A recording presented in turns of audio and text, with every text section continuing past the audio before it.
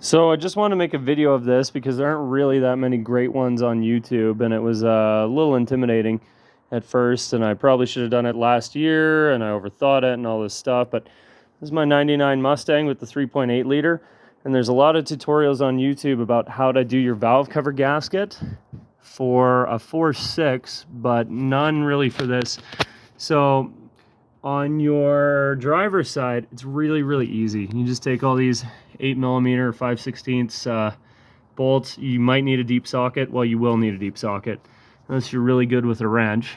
But get in there, you take them off, pull this whole guy out, take your breather or PCV, I'm not too sure what it is. That's easy. That's the easy part.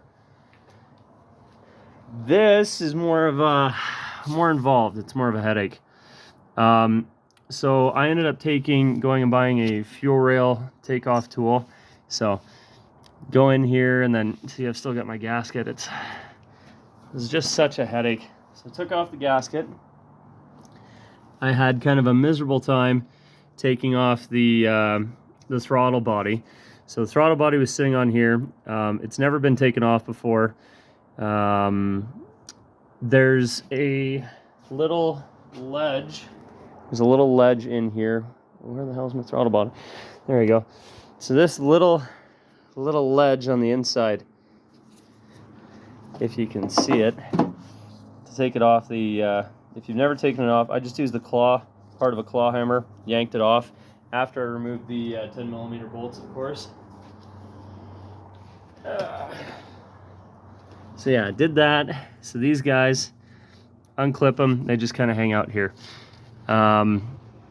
This guy was and will be bolted back here. So I undid. I think this is like a fuel unit. I don't know. I hope I didn't bend it. Pulled it back a little bit. Yeah, maybe I bent it a little bit. Fuck. I hope I didn't fuck my fuel rail.